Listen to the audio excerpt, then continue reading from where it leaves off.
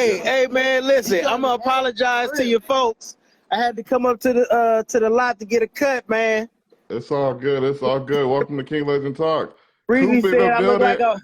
she looked like I'm trying out for New Edition. Y'all lit already, That boy, man. they don't know if he want to be Ronnie, Bobby, Ricky, or Mike.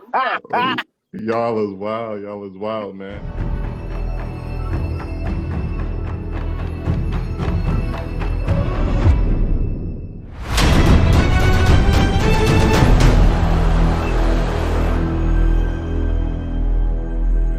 Well, What's welcome good, to, man? I apologize. I had to. Yeah. I mean, listen, I gotta pay for it though. You know. Hey, did Coop Yeah, line man. I you want to up? apologize to your fans, man. I had to come up here and get a cut because I'm working tomorrow, man. So I apologize, brother. That's why I was like, let's tap in right now. It's all good, man. We understand. Life happens, especially when you're as busy as you are. Come on, man. You already know. So let's go ahead and get it started, man. This is Let's King get Legend into it. Talks. Let's get into it, man. Welcome to King Legend Talks. This is Kareem in the building, y'all. Y'all don't understand. This man, Kareem Grimes, been grinding so hard. He's been consistent with his work. The man has been on SWAT, All-American. Fun fact, y'all might not even know this, Boys in the Hood included in Yes, sir. that. Man, so we're going to get right to it. From born and raised in Inglewood, California. Yeah, absolutely, man. 99th and Crenshaw. If anybody's from Los Angeles, they know 99th and Crenshaw. That's literally right around the corner from the Forum, now the SoFi Stadium and the old racetrack. So yeah. Absolutely. So we're going to jump right to these questions, man. What inspired you to become an actor? Oh man, dude, good question. Just I think as a young kid, man, just performing in front of my mom and dad, and you know, they got company over. They say go to your room. I was that kid. You know what Oh, I'm man. saying? And then just watching TV, man, watching a lot of TV as a kid, and was like, yo, man, I think I can do this, man. And you know, from that point on, my mom, you know, got me into a acting class. Marla Gibbs had an acting class. Her and her daughter Angela Gibbs. Crossroads, and it was right on Crenshaw, right across the street from Angela's funeral home. The famous scene on Boys in the Hood where they got pulled over by the police, and where Nipsey had the funeral over there. So it was right across the street from there, man. And that was the foundation. And from there, man, I got bit by that bug, man, and been on ever since, bro. So how does it feel being a part of a show that's kind of showing that light, you know, on where you're from, you know, Crenshaw and all of that? So how does that feel in that It's environment? good. It's good, man. I think you know, there hasn't been a show that gives you a good side. You know, I think when we think of Crenshaw or South Central, we think of negative, and you know, there's a lot of good and positivity that's in the Crenshaw district, Leimert Park area, man. And you know, All American definitely shines a light on that, man. So you know, that's a beautiful thing, man. It's I always say there's good and bad in everything. There's good and bad in Beverly Hills. There's good and bad in every neighborhood, you know. But I think this show definitely highlights the good and less of the negative. Absolutely. Now, of course, you know, we're going to talk about All American, but Yeah, I do want to absolutely. give people some background about, you know, your upcoming, your career, and the path that you took to get to where you at today. Yeah, So I want to start off, I guess we could talk about Boys in the Hood. yeah. What was it like being around so much talent at such a young age? Man, to be honest, man, I was 12, 13 years old, and my mom's friend at the time, she was, I was doing a lot of extra work as a young kid. Mm-hmm. And they were like, yo, we need some, you know, some young black kids who know how to skateboard. And, you know, at that time I was heavy into skateboarding. And, you know, boom, I get the call, man. And I'm on, you know, leading up to it, my mom's like, oh, this movie is about this young brother out of USC. John Singleton wrote this script. It's supposed to be amazing, blah, blah, blah. And, you know, I get on set, man. And, you know, as a 13-year-old kid being on a movie set, for me, it was just like, this is, I was out of school. I'm on set. This is amazing. Yeah. You know, as we go into filming, I'm like, oh, that's Lawrence Fishburne. Oh, that's Angela Bassett. You know, and to really be honest, it was, for me, the highlight was just seeing Ice Cube. You Yeah, know, I bet. like, yo, this is Ice Cube. Like, I'm on the set with Ice Cube. You know, this is Jerry Curl Ice Cube. Yeah. You know what I'm saying? So it was a blessing, man. And just, being on set, man, to be able to just, ride a bike, skateboard, throw a football, I was content, Yeah. and then, we're about a week, 2 weeks into shooting, and, John is, we're all like just throwing the ball around. It's lunchtime.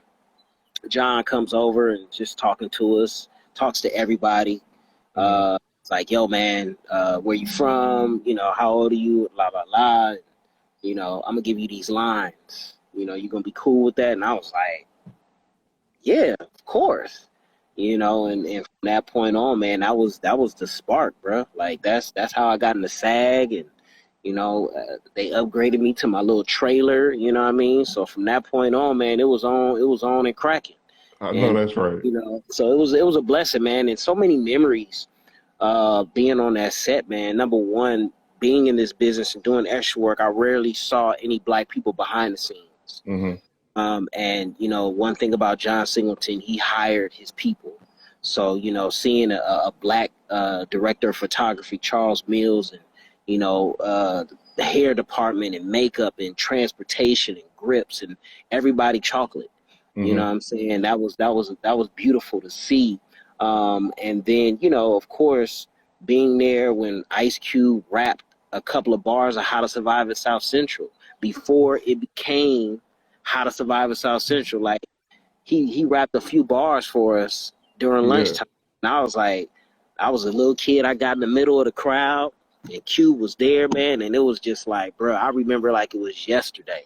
I know that had to be a cool feeling because you was like part of history. It was history in the making. You really were around all of that energy. So how would you say John Singleton played a role in your life as far as mentorship? Oh man, he's part of the reason why I'm still in this business. Without John, I wouldn't get the opportunity to have lines in a movie, to be in SAG. I think that was a spark that I needed. So many young actors, are, they're trying to either get their vouchers or they're trying to get on just to get a speaking role. You know what I'm saying? And here I got the opportunity, first movie, it'd be a movie that shifted culture, such as Boys in the Hood. And, without John, I wouldn't be where I'm at today, as far as needing that spark. So, I definitely, John was a big brother to me. John hired me when he did Baby Boy. I was fresh out of college, and, he was like, yo, man, I'm going to show you how to make a movie. So, I came on as John's assistant, so really, all the footage that you see of Taraji and Tyrese auditions, that's me behind the camera. Wow. Recording, filming that, so I was in the room where they were auditioning and, reading with Kim Harding, who was the casting director. So, I was in that room where actors were coming in. So being an actor, I was able to be on the other side and see how that is. And being on the other side when John told Taraji that, she got the role as Yvette, as an actor, I felt the joy for her. Because as an actor, that's what you want to hear. Like, yo, you got this job, man. And, it was a blessing, dude. And just, having a friendship with Tyrese and rolling with him in that era where he was, popping music-wise and movie-wise, man. It was dope because I learned a lot. Just, being behind the scenes, man. And, just seeing that. And, John threw me in the movie Baby Boy, and, as a character. So, it was a blessing to get a check as a assistant and a check as an actor. So, well, I guess you couldn't tell me nothing. I guess you could say you really was able to develop a lot of experience that a lot of people really don't have the opportunity to have on the outside looking in. So you were able to actually shadow someone who's like the GOAT at this. You know what I'm saying? So, but also have the appreciation for the craft. And I think that's why I preach and I pride myself on the respect of the craft. We've seen stories of people just, get on set, don't know their lines, and just disrespecting and not showing up on time and hitting your marks. Like, I'm a stickler of that, of being prepared, knowing your lines, being on time, being nice to everybody, whether it's the PA, on up to the director, because that PA could someday be a writer. That PA could someday be an executive or a director. So just treating everybody, with the same respect, man, because you just never know. Preach up here, preaching, y'all. So, like, I guess my next question for you would be, give us some advice that you would give to an actor. You kind of already did a little bit, but give us some advice that you would give to a new actor who never been to Hollywood before, don't know anything about the industry, like they're completely green, they don't know where to start. Man, that's a good one, dude. I'll say this, man. It's a lot different from me with dating myself. We didn't have internet. I had to go to the library, or we had to go to a bookstore. But I think everything is at your fingertips, man, with YouTube, Google, learn the craft, learn the business of show business. That's why it's called show business. Know what that entails, knowing, hey, if I get an agent, I have to pay 10% of each check to my agent, not even including, the taxes that you got to pay Uncle Sam, but knowing that, hey, I got to pay my agent for the 10%. I got to invest in myself, and that's headshots, classes. Those are investments, not shoes and not clothes, but we're talking about investments into yourself, man. And just learning the craft, man. And I think once you learn the craft, and I'm constantly learning the craft. I'm a student of the game. It's like Kobe Bryant going into the gym, shooting up, 1,000 shots, 2,000 shots. I'm always a student of the game.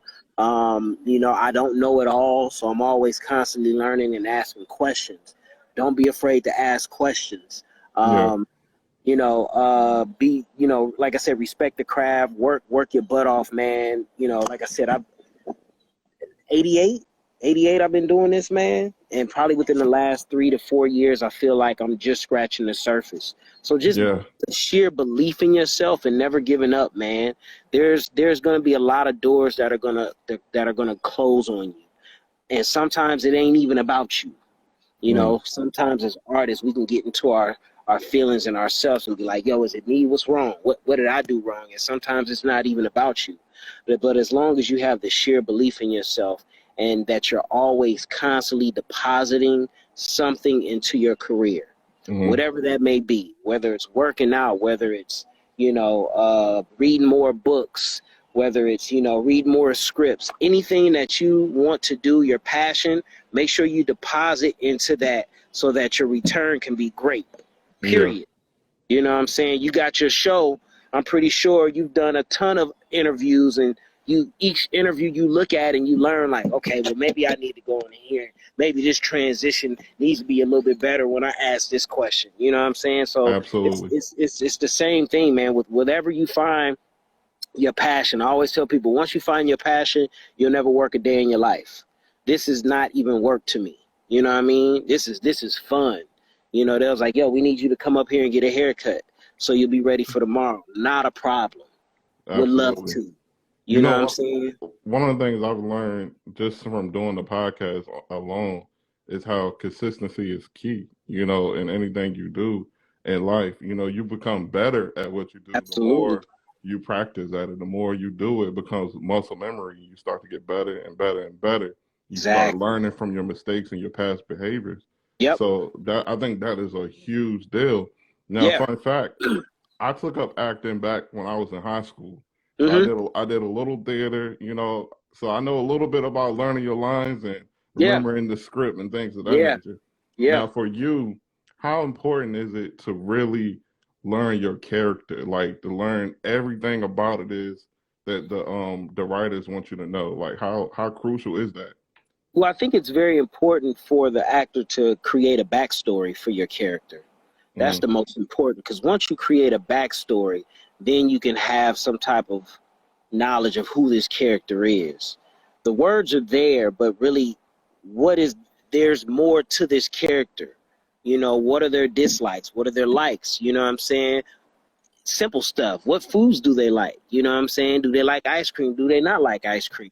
You know what I'm saying? Do they like, you know what I mean? It's the small details, but it's all about creating a character background. And the beauty about that is that there's no right or wrong.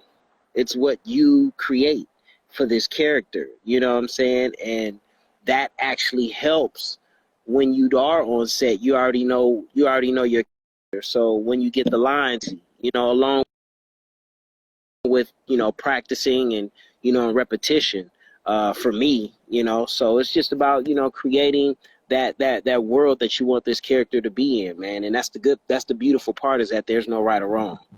Absolutely. So take me through the process of you becoming Preach. Like, what is your mindset? What do you got to do to get in the zone to really get into that mind, of that character? For me, it's it can be a piece of clothing, just actually putting my chain on, putting, a Pro Club tight neck T-shirt on, some creased up Levi's, you know what I'm saying? It's just that those piece of articles of clothing can get me into that character, because I know preachers. I grew up with preachers. You know what I'm saying? I still connect with cats that were preachers to me. Mm-hmm. You know what I'm saying? So this is kind of like me paying homage to them.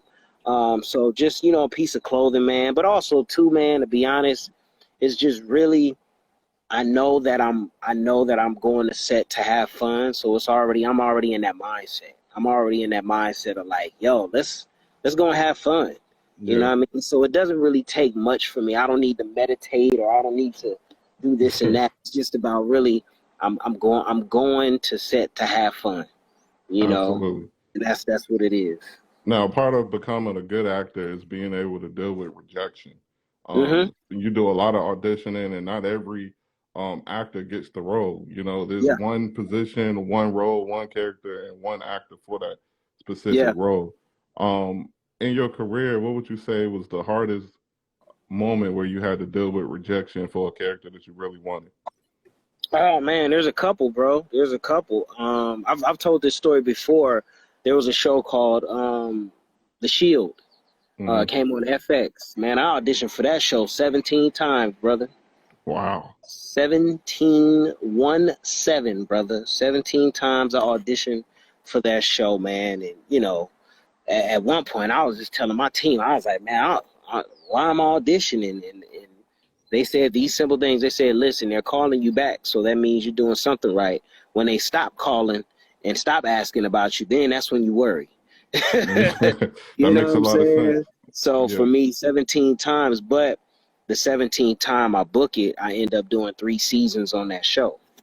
Wow. So, and you didn't give what I'm up. saying? And I didn't give up. You know what I'm saying? After the 3rd or 4th, maybe 5th one, you're like, man, I don't even want to go in. Just tell them I passed. But, like they said, as long as they're calling you in, that means they want to see you win. They want to see you book something. Just being consistent and pushing forward, man. I end up doing, like I said, 3 seasons on that show, man. Now, my next question for you is, when you're an actor, I think it's a great accomplishment to act a role to the point where people start to call you that person in real life. Yeah, that's the biggest award that you can get as an actor to me.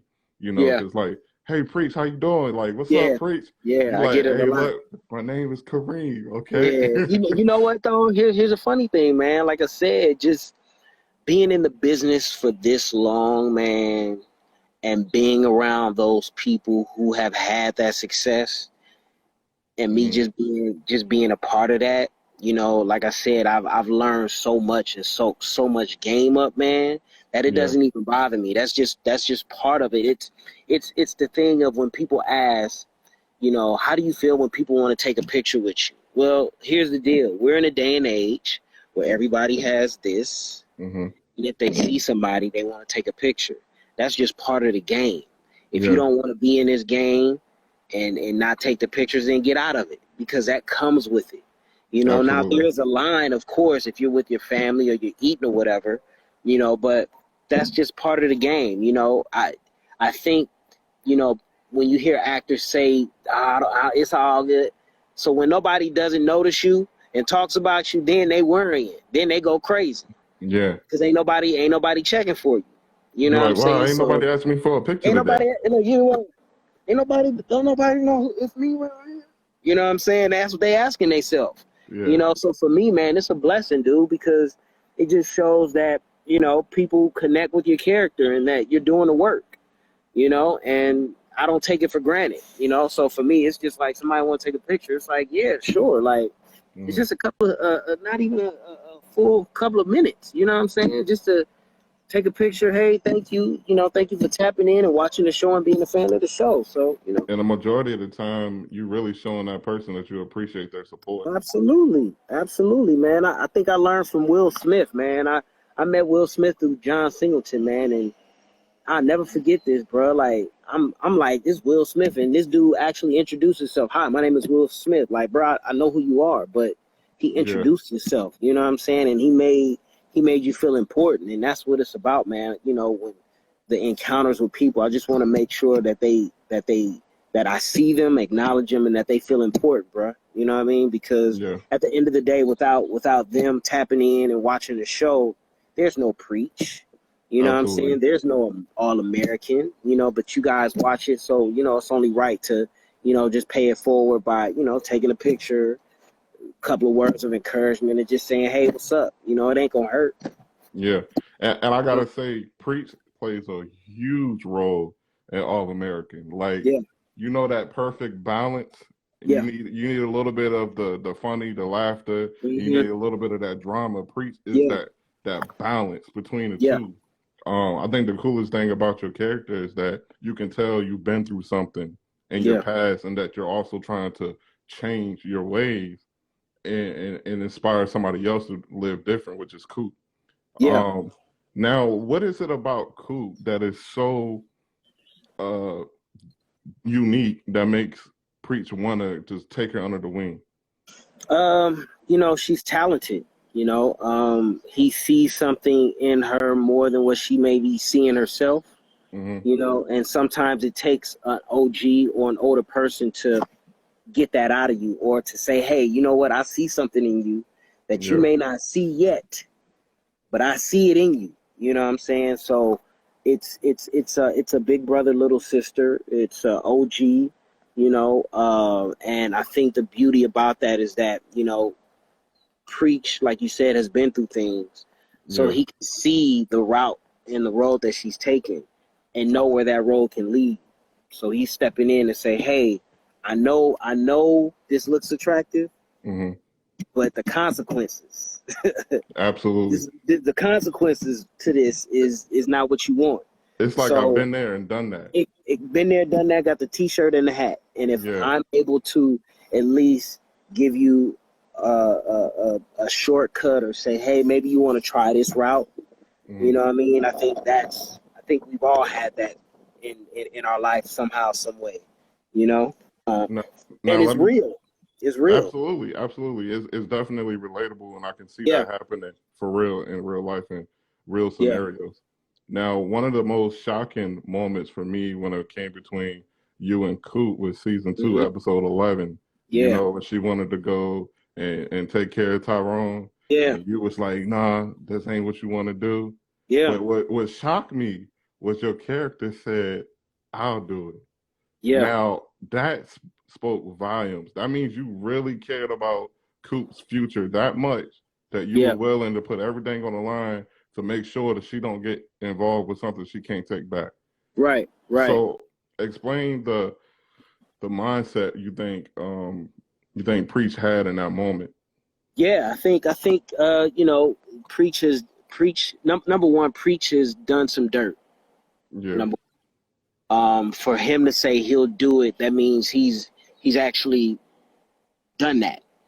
And that feeling that you get, you know, that's why I say, you know, you won't know until you pull that trigger. And when you do that, it changes you. You know, it changes you forever. You're not the same person, period. So I think for him, it was just, you know, knowing that feeling, knowing how that felt, knowing somebody innocent, and you can look and see it's not in you. It's not in you to do that. It's not in you to do that. You know, I still see a path for you. I still see, you know, an exit strategy for you. And this ain't it. You know, let me do it. At least I can at least know how to get away with it. Mm-hmm. You You got a know what I'm little saying? experience. You got A some little experience. experience in it because I know it's not in you. And Yeah. I see, and like I said before, I see so much more potential in her for her not to go down that path and make that mistake. And it's just, Preach can be loyal to a fault. Mm-hmm. And that that was it, man. He was loyal to say, listen, I'll put the work in for you so you don't have to go through that. Absolutely. Yeah. So another question: does Preach get his feelings hurt? Because you got this real tough exterior on All American Man, you throughout know the what? whole It's so beginning. good. It's so good you asked that because people have been asking when we gonna see more Preach, when we gonna see more Preach. And all I can tell you is this second half, y'all about to see a lot more Preach. That's Like awesome. this storyline is about to be like it's gonna be a lot of mouth dropping, a lot of these, you know what I'm saying? Like, oh my, you know what I'm saying? It's gonna be a lot of that. So, Yeah. without giving too much away, you guys are definitely gonna see more Preach, man, and it's only gonna get better, man. It's only gonna get better. Tonight's episode is amazing. I'm not in this episode, but next week is when I Mhm. come back. Okay. So, but make sure you guys tap in because it's gonna set everything up from this point on to the And, rest of the season. So make sure you guys tap in. and I know you're a real busy guy, man, so I ain't gonna take up too much more of your time. Oh, it's all good. It's all good, man. Oh, I got one question I just had to ask. It's Yeah. about Mo. Oh Now, yeah. obviously, Preach and Mo got some history, and we know that because it's been You'll see. foreshadowed. You'll see that next week. Listen, that is going to answer that. What you just asked is going to answer your question next episode. I Okay. guarantee it. I guarantee it. Listen. For some reason, episode 11s on this show are my favorite. Yeah. Next week's episode 11 is not only going to answer your question, but it's probably going to be talked about. Oh, Probably wow. going I to be can't talked wait. about.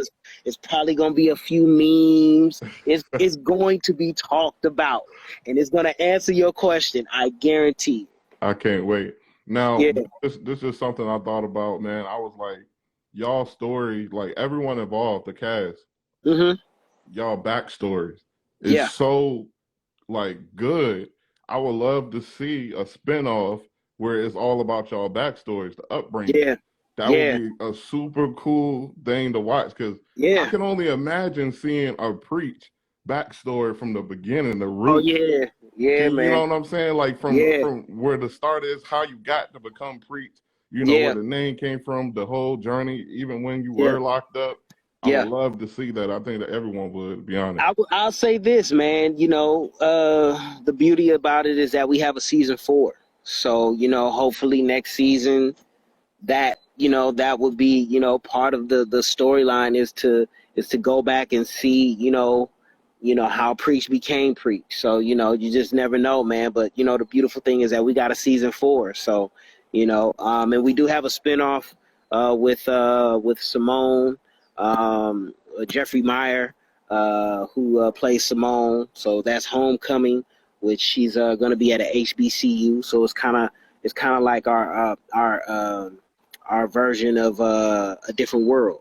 You know what I'm Okay, saying? In today's time. that's You know super what I'm cool. saying? So yeah. We looking for it. So the last question I'm gonna ask you, I'm gonna wrap it up, is what do you want to be remembered for? Your legacy. When people talk about Kareem Grimes, what do you want them to remember you for? How I made them feel. How I made them feel when they were in my presence. Absolutely. Gotta come Well, here. Hold I'm on, I not got gonna. I got I got a special guest for you. Okay, special guest in the building. You gotta take your mask off. Hey, everyone I being know safe who because this of COVID. is. Hold on, the reveal.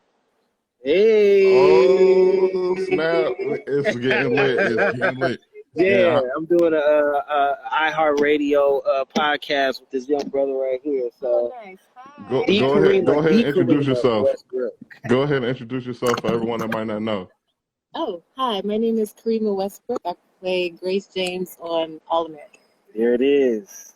That's the mama, y'all. That's the mamba, y'all. I'm the mama. Yeah, indeed, You indeed. got a very interesting storyline as well, too. Now, everyone knows that storyline from season 1 and season 2 was crazy, absolutely insane, and we loved every bit of it.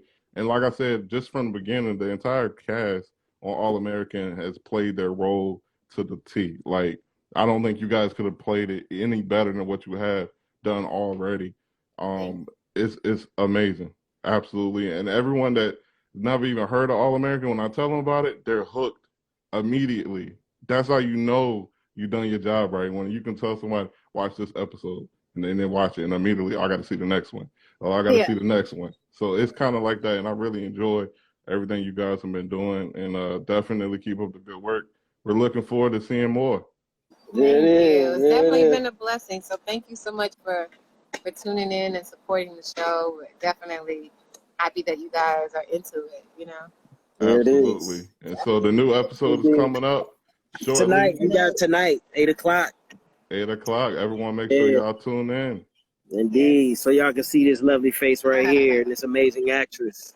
I love your Thank you. That's what I was saying. They was like, man, it could be a good a new look for your boy. This might be Preach's new look. You know, I'm going to have to go and see what I'm feeling. So this for you. Love you, babe. Nice meeting you. Nice meeting you too. Appreciate you for being here. So after the season and all the shows all said and done, what look is Kareem gonna go with? Are you gonna shave your head bald? Like, are you gonna keep it the same way? How we gonna swag out?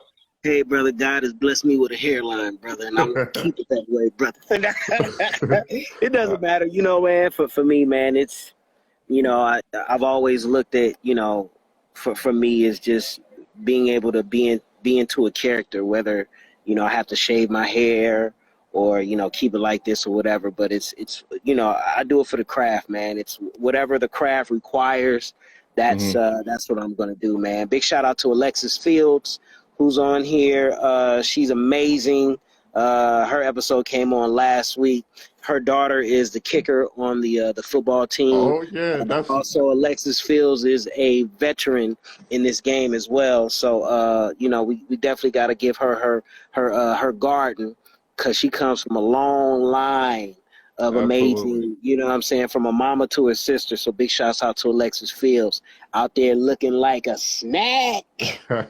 Absolutely. And then her daughter stepping up and being a kicker, you know, obviously it's going to be something going on right there. We already know. That's the thing about All American, man, is that, you know, it deals with what's going on today. Because that storyline, I mean, there is a female kicker on a football team.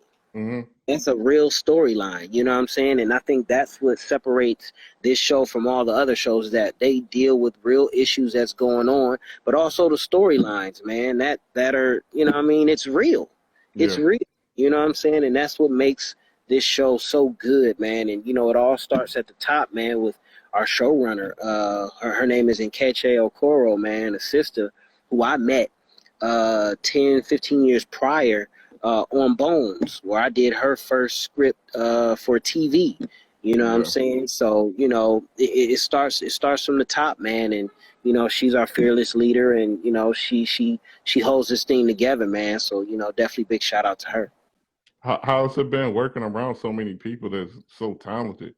It's a blessing, bruh. You know, it's you liken it to, you know, when you talk to your boys and be like, man, if I was on Michael Jordan's team, you're going to lace them up and just, you know, you're going to play hard, right? Yeah. Same thing. You know what I'm saying? You go here, man, and, you know, everybody is so on point. Everybody is so on point. There's no egos. Everybody comes to work, man. And when you have that type of atmosphere and attitude around here, man, it only brings the best out of you, dude. It only brings the best out of you. So we have a ball every time, bro. Like, I can't even tell you just, I mean, even most of my scenes are with Coop, but we just have a good time, period. And it's just pure joy and fun, man. You know, I tell people, you'll never hear me complaining, you know, being an actor or being in this business, because we get paid a king's ransom to have fun. Absolutely. Now, when you're working on a set like that, I guess it's so easy to become a family, you know, because you guys be with each other so many times, day in, day out. Absolutely. shooting together and just building each other up as people. Yeah. Now, after the final cut is said, how do you go on about your next gig, your next opportunity? Do you keep in touch with everybody? Do y'all still have that? We had a during COVID, you know, we had a text thread, you know, and you know, we did Zooms and you know, we hit each other when people's birthdays and you know, we all like we literally all get along outside of this. Yeah. You know what I'm saying? Like like I said, there's no egos, nobody talks to each other. I mean, you can see Karimah.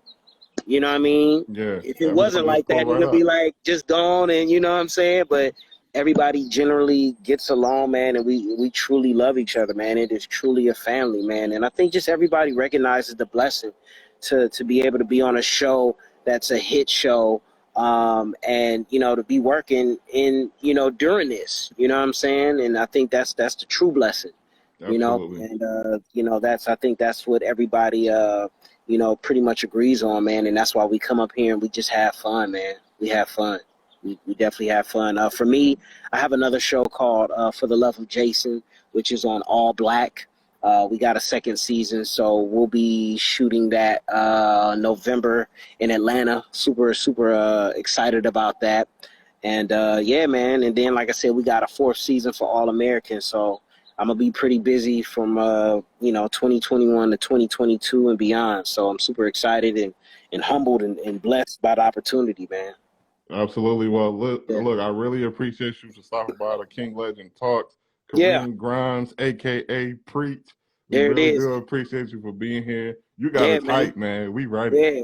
We There ready. it is, man. Man, listen, brother. This second half of All American is about to be something special, man. And you know, the beauty about it is we got 19 episodes, bro. So when we go to Netflix, you got 19 episodes to stream during the summer, because we're not gonna be on Netflix until maybe like August. Okay. But that summer, it's gonna be a cold summer. It's gonna be a cold summer because y'all gonna have so much stuff to stream, especially with All American, man. So definitely get ready. Definitely get ready. We ready, man. We ready. Well, again, I appreciate you for stopping by the King Legend Talks, man. You stay blessed. Absolutely, my guy. Bless you. Alrighty. Yes, sir.